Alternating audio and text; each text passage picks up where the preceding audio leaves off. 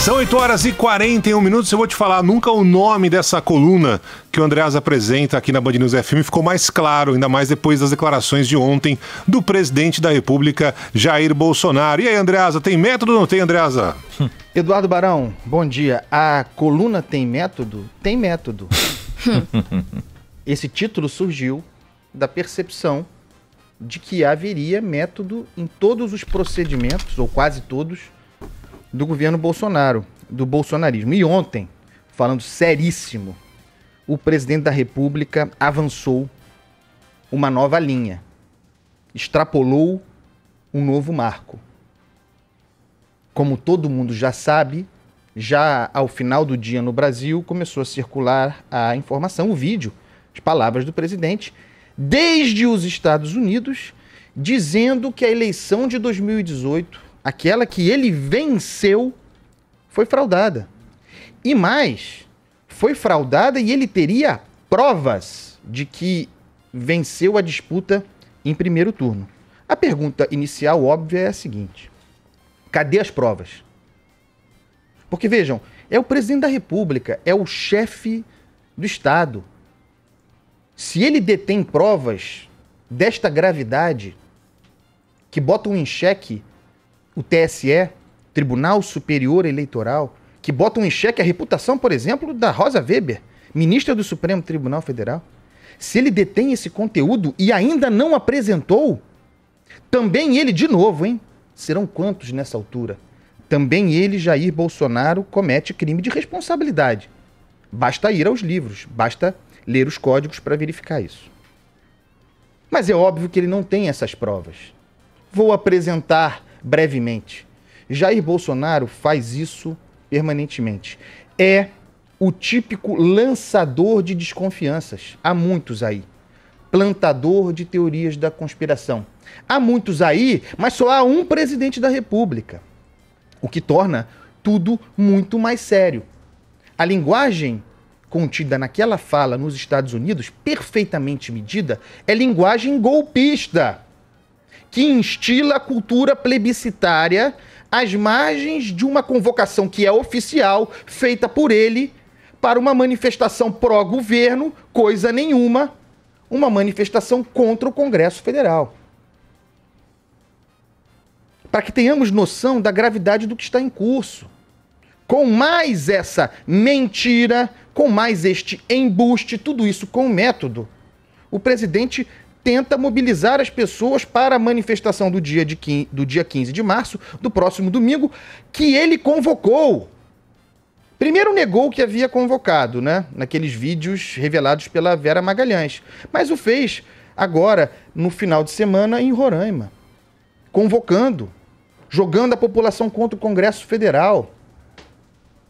A linguagem do presidente Jair Bolsonaro é golpista, está dado, mas ela também é, desde sempre, o que se torna tanto mais grave, uma vez que ele foi eleito presidente da República, de desqualificação institucional absoluta. Vai plantando dúvida, vai desqualificando as instituições, desqualifica o Supremo, desqualifica o Congresso, desqualifica a imprensa, desqualifica todos os instrumentos de controle, todos aqueles que dão o equilíbrio ao Estado. Desqualifica, aliás, sempre fez isso, mas pela primeira vez, como presidente, desqualifica o sistema eleitoral brasileiro. O que sobra do Brasil na boca do presidente da República.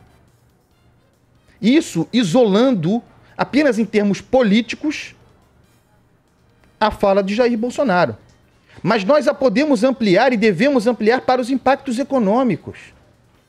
Ontem também, aliás, comprovando que as manifestações do dia 15 são de fato contra o Congresso, o presidente, cujo governo acusa os outros de serem chantagistas, fez uma chantagem explícita contra o Congresso Federal.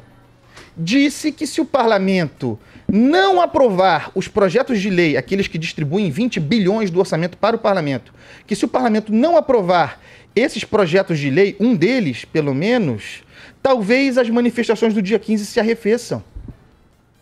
Olha a mensagem, instiga a manifestação contra o Congresso, e aí diz que se o Congresso votar contra projetos que ele mandou, talvez as manifestações percam força. Isso é chantagismo da boca do presidente da República. E aí vamos pensar no impacto econômico disso. O presidente da República, o Jair Bolsonaro, é um Ernesto Geisel no ambiente democrático. É uma incoerência profunda. Não tem como dar certo. O Jair Bolsonaro é um Ernesto Geisel em busca de reeleição. Só pensa em reeleição.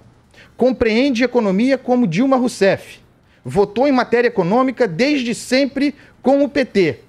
E aqueles que votaram nele achavam que uma vez eleito ele fosse, sei lá, se transformar no Ronald Reagan.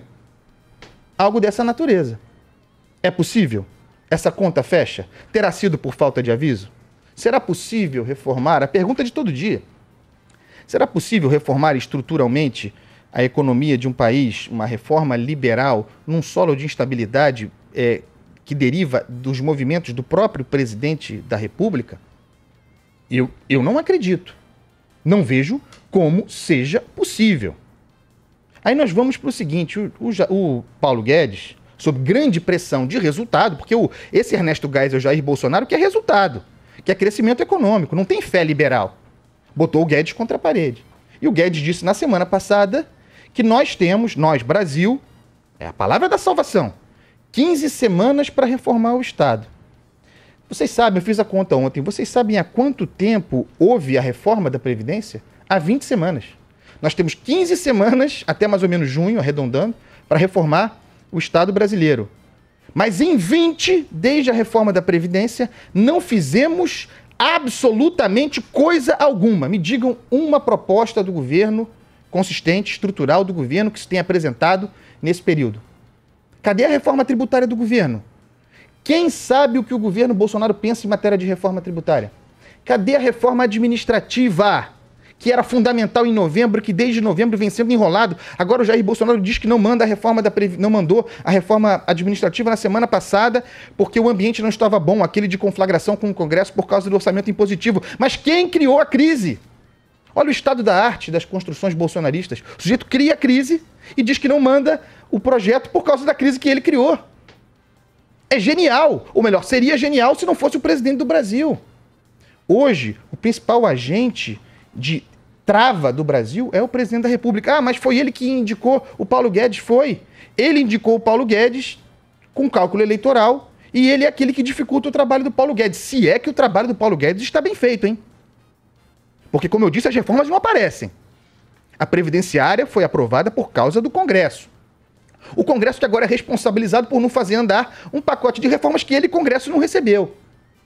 Então nós temos 15 semanas para reformar um Estado, o brasileiro, administrado por um governo mentiroso, que é situação e oposição ao mesmo tempo, como eu falo todo dia aqui, que avaliza motim de policiais, de milicianos, que tem a imprensa como inimiga, que faz acordo e diz que não fez, que chama de chantagista a parte com quem pactuara, no caso o Congresso Federal, Congresso Nacional, e que insufla a população contra um poder da República, contra vários, e que bota tudo sob suspeita. 15 semanas, eu acredito. Eu quero saber o seguinte, quando terminarem essas 15 semanas, o que vai acontecer? É isso. Vamos ver. Carlos Andreasa volta amanhã ou edição extraordinária aqui na programação da Band News FM. Abração, Andreasa, até mais. Beijo. Ah, Carla Bigato, parabéns, hein? Não tem mais lugar. Andreasa, não tem mais lugar nessa estante pra botar troféu, hein, Carla? Tenho nem roupa pra receber os parabéns do Andreasa, gente. Que orgulho trabalhar com vocês. Um beijo. Beijo. Beijo.